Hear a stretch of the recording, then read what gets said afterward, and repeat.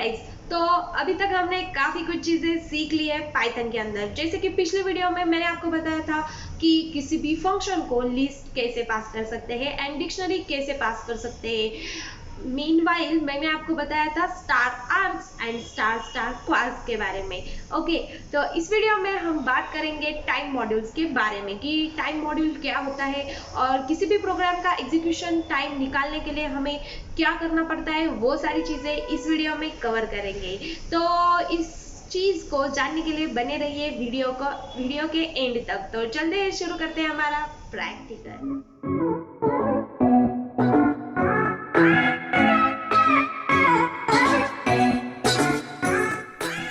आज का ये वीडियो होने वाला है टाइम मॉड्यूल्स के ऊपर।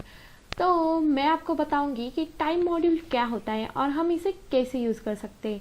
अगर गाइस किसी भी प्रोग्राम का एग्जीक्यूशन टाइम निकालना हो तो हम क्या करते हैं, हम यूज़ करते हैं टाइम मॉड्यूल्स को। इसके लिए मैं क्या करूँगी, जाऊँगी अपने विजुअल स्टूडियो कोड में और बनाऊँगी नई फाइल जिसका नाम मैं दूँगी time.py। क्या दूँ मैं ऐसा नाम? डेफिनेटली नहीं गाइज, क्योंकि मैं अपने पाइथन फाइल का नाम यूनिक रखना चाहती हूँ, वो किसी भी जो है मॉड्यूल से मैच ना हो। तो मैं क्या करूँगी, अपनी पाइथन फाइल बनाऊँगी और आपको बताऊँगी कि किस तरह से हम टाइम मॉड्यूल का यूज़ कर सकते हैं। तो गाइज क्या होता है ना, अगर हम अपने पाइथन फाइल का नाम किसी भी मॉड्यूल से मैच करता हुआ लिखे तो वो क्लैश हो जाता है। तो इस तरह से हमें यूज़ करना है यूनिक नाम। ओके, तो चलते बिना टाइम को वेस्ट किए अपने टाइम मॉड्यूल की तरफ और मैं इंपोर्ट करूँगी टाइम मॉड्यूल। तो इसके लिए मैं लिखूँगी इंपोर्ट टाइम।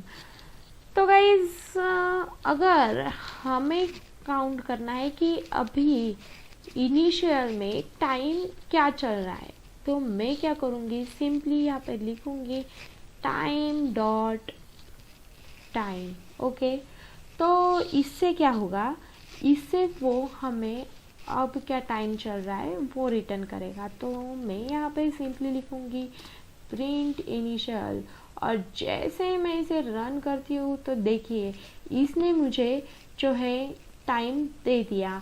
अब मैं फिर से इसे रन करूँगी तो देखिए 87 यहाँ पे लास्ट में हो जाएगा। फिर मैं इसे रन करूँगी तो देखिए चेंज हुआ। तो ये क्या रिटर्न करता है, टाइम डॉट टाइम, ये बेसिकली जो है नंबर ऑफ टिक्स रिटर्न करता है। एक टिक मतलब 1 सेकेंड। अब देखिए मैं जैसे इसे फिर से रन करूँगी तो देखिए इस तरह से हो गया। मैं फिर से रन करूँ तो देखिए कैसा चेंज हो रहा है, ये देखिए। और अगर अब मुझे किसी भी प्रोग्राम का जो है एग्जीक्यूशन टाइम निकालना हो तो मैं आपको एक बहुत ही अच्छा तरीका बताती हूँ। देखिए, तो मुझे क्या करना होगा, सिंपली मैं यहाँ पर इसे कमेंट करती हूँ और सपोज़ मान लो मैं क्या करूँगी, या फिर मैं इसे अनकमेंट कर देती हूँ, इसे भी अनकमेंट कर देती हूँ। और देखिए अगर मैं चलो for loop for I in range of मतलब मैं 500 देती हूँ और मैं क्या करूँगी, प्रिंट करूँगी आई को। ओके, और मैं क्या करूँगी, अब मुझे इस प्रोग्राम का जो है एग्जीक्यूशन टाइम निकालना है। तो मैं क्या करूँगी, सिंपली मैंने यहाँ पर इनिशियल को डिक्लेयर किया है। अब इसे इस लूप के ख़त्म होते ही मैं क्या करूँगी, print time dot time minus initial. Okay, जैसे ही मैं इसे रन करती हूँ तो देखिए मुझे इस प्रोग्राम का जो देखिए यहाँ पर मुझे इस प्रोग्राम का एग्जीक्यूशन टाइम मिल गया है।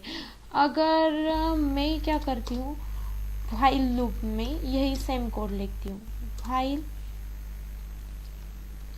I is greater than 500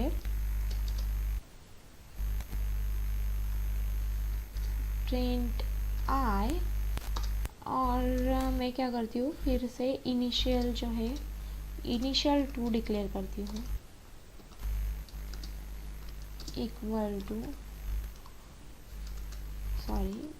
time dot time के फंक्शन को कॉल करती हूँ। और मैं क्या करती हूँ, यहाँ पर प्रिंट करती हूँ initial two minus time dot time. Okay, और जैसे मैं इसे रन करूँगी तो देखिए यहाँ पर मेरा 0.2 करके सॉरी, अब ये किसका आया है मुझे पता नहीं, लेकिन इसने मुझे जो है इस लूप में वो गया नहीं। मैं इस तरह से लिखती हूँ और मैं क्या करती हूँ, आई की वैल्यू को 0 से इनिशलाइज करती हूँ ताकि मुझे अच्छे से मेरा प्रोग्राम रन हो जाए। तो देखिए सॉरी, मैंने क्या किया, आई की वैल्यू को जो है अपडेट ही नहीं किया, तो मेरा जो है प्रोग्राम इन्फिनिटी में चला गया।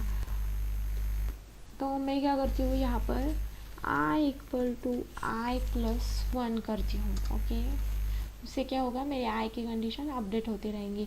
और अब जैसे मैं इसे रन करूँगी तो देखिए मेरा प्रोग्राम का एग्जीक्यूशन टाइम आ चुका है।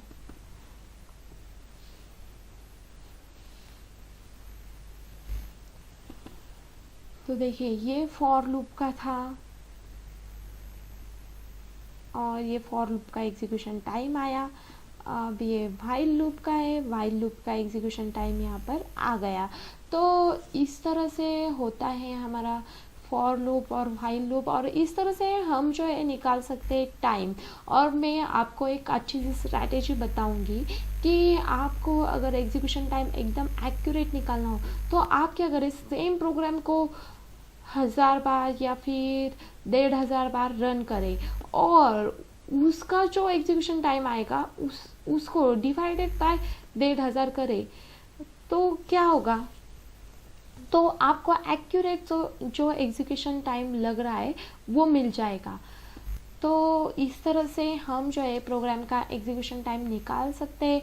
तो गाइज यहाँ पर बात होती है फॉर लूप की एंड व्हाइल लूप की, किसको कम टाइम लगता है किसको ज़्यादा लगता है। तो कोई ऐसी बात नहीं है, ऑलमोस्ट टेक्निकली एंड थ्योरेटिकली ऐसा है कि ऐसा डिफाइन किया है कि while loop and for loop को सेम ही टाइम लगता है। लेकिन कई बार जो है मतलब कई बार जो चीज़ें टेम्परेचर पर या फिर छोटी छोटी चीज़ों पर, रैम पर वगैरह डिपेंड करती है कि किसको ज़्यादा टाइम लगे किसको कम टाइम लगे। लेकिन ऑलमोस्ट थ्योरेटिकली तो एंड टेक्निकली भी ये प्रूव हुआ है कि सेम ही टाइम लगता है इन दोनों लूप को। आप चाहे जो लूप यूज़ कर सकते हैं क्योंकि ये दोनों लूप जो है सेम मशीन कोड पे बॉईल करते हैं, जैसे कि मैंने आपको पिछली वीडियो में बताया ही था।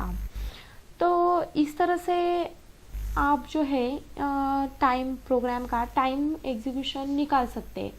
तो अब मैं बताऊंगी आपको कि टाइम मॉड्यूल के फंक्शन के बारे में। तो जल्दी से मैं क्या करूंगी, मैं करूंगी इसे कमेंट आउट और हम देखेंगे फंक्शंस ऑफ टाइम मॉड्यूल। तो इसके लिए मैं आऊँगी नीचे और मैं आपको बताऊंगी कि लोकल टाइम जो है प्रोग्राम का वो कैसे निकाल सकते हैं। ओके, अब मैं आपको जो फंक्शन बताने जा रही हूँ वो हमें रिटर्न करता है मतलब हमारा टाइम रिटर्न करता है। तो उसके लिए मुझे क्या करना पड़ेगा, टाइम डॉट ASC टाइम। देखिए उसने मुझे बाय डिफ़ॉल्ट जो है सजेशन दे दिया ASC टाइम ऑफ, फिर से टाइम डॉट लोकल टाइम और यहाँ पे फिर से मुझे लिखना पड़ेगा टाइम डॉट टाइम। ओके, उससे क्या होगा, ये मुझे लोकल टाइम में इसे कन्वर्ट करके दे देगा।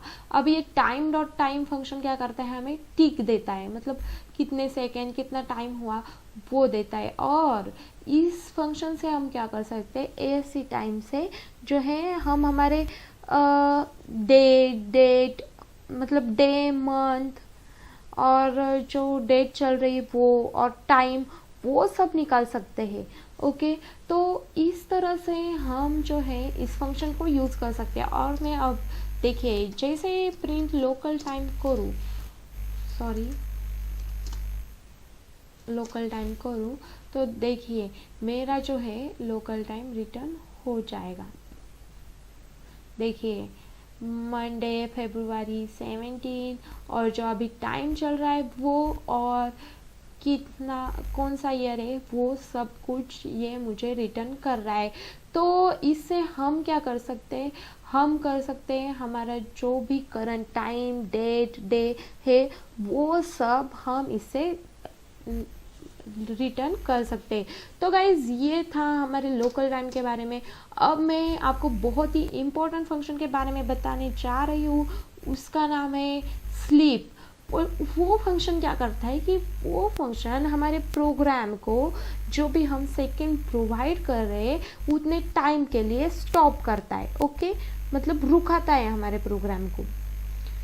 तो देखिए मैं जैसे यहाँ पर लिखूँ टाइम डॉट स्लीप और मैं लिखूँ 3। अब मैं क्या करती हूँ, पहले करती हूँ प्रिंट हेलो और फिर मैं प्रिंट करती हूँ वर्ल्ड। ओके, अब देखिए जैसे मैं इसे रन करूँगी तो देखिए हेलो प्रिंट हुआ, 3 सेकंड के लिए रुक रहा है, फिर इसने मुझे वर्ल्ड रिटर्न किया।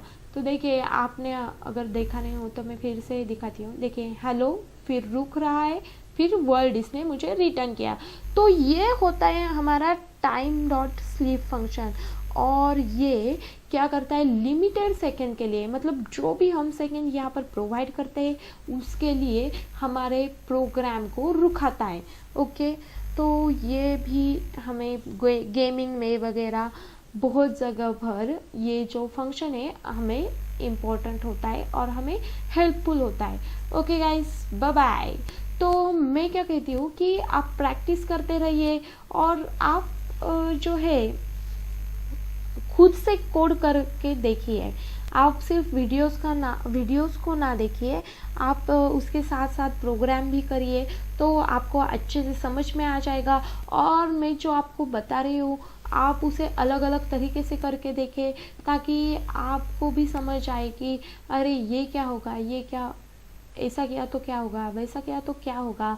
अगर मैं आपको यहाँ पर 3 डाल के दिखा रही हूँ तो आप यहाँ पे 300 डाल के देखिए या फिर कुछ भी मतलब चेंजेस करके देखिए, ताकि क्या होता है ना, अगर आप रन करोगे तो आपकी अंडरस्टैंडिंग अच्छे से बनेगी, आपको चीज़ें क्लियर हो जाएंगी। क्योंकि रन करने के तो कोई पैसे नहीं लगते यार, आप रन कर सकते हैं और आपको सर्च करने की भी कोई ज़रूरत नहीं।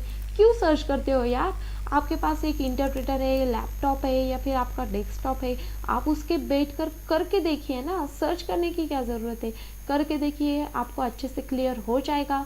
और फिर ये कोर्स तो आपके लिए है ही, आप इससे भी सीखते रहिए।